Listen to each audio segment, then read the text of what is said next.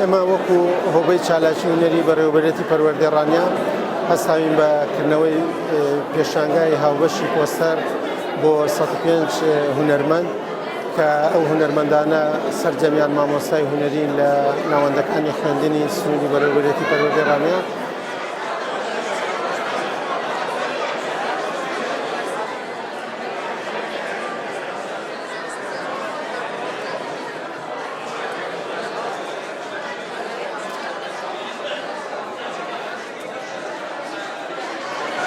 مامۆستایە بە جۆرێک بە شێوازێکی پۆستەرێک بەشداری کردووە کە هەر پۆستەرە و تعبیر لە شتێک دەکات، تعبیر لەو کێشە و گیر و گرفتانە دەکاتکەوە لە کۆمەڵگای ئەمڕۆدا لە ڕۆژگاری ئەمڕۆدا ڕوو دەدات، یاخود هەر کێشەیەک ترکەوە ڕوبەڕووی گەنجان دەبێتەوە یا ڕوبەڕووی بە ساڵات چوان منداڵان هەر تەمەنێک دەبێتەوە بە شێوەیەک لە شێوەکان پۆستەرێکی ئامادە کردووە تعبیر دەکات لەو کردەوە و گیر و گرفتانێکەوە لە ڕۆژانەدا ڕوو دەدات.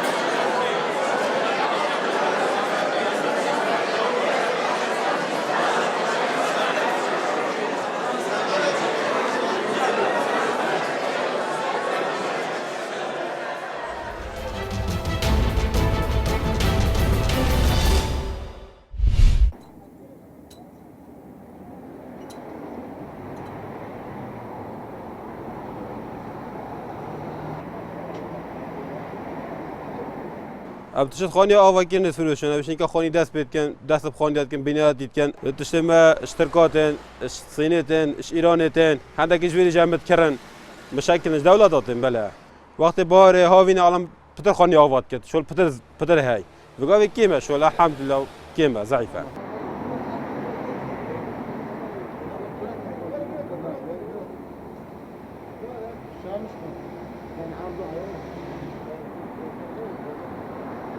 تشتی های هزاره که تشتی های 5000 تشتی های 10,000 دیر تشتی وای میند تشتی اصلی بد طبعا دگرانتر بشه نه اصلی فرق تشتی های بس اغلبتش همین صینی سعرات صینی جیک دارد باشه صرفیده ویجا های بازار سال بوری گل سال جیک حدا گی باشه الحمدلله.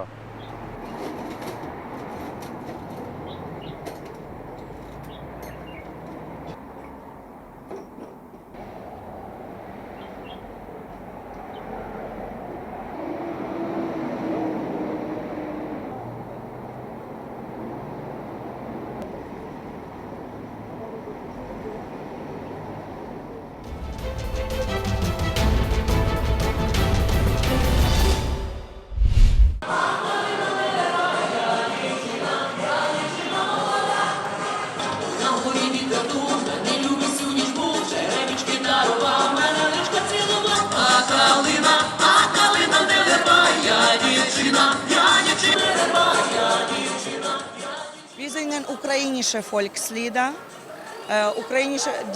Diese Lieder singen alle Ukrainer, alle. Die kennen alle Ukrainer oder die Gäste, die wenigstens einmal waren in unserem Land. Das ist bekannte ukrainische Volkslieder, nichts irgendwas Modernes oder Neues. Volksmusik, Volkslieder, weil das ist unsere Volkskultur.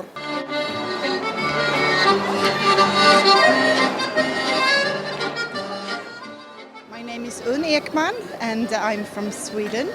The team that we are here with is named the Kulturella Folkdansgillet. We are from south of Stockholm, about 20 kilometers.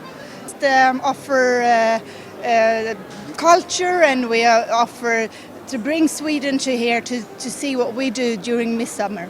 So we are part of the celebration of Midsummer.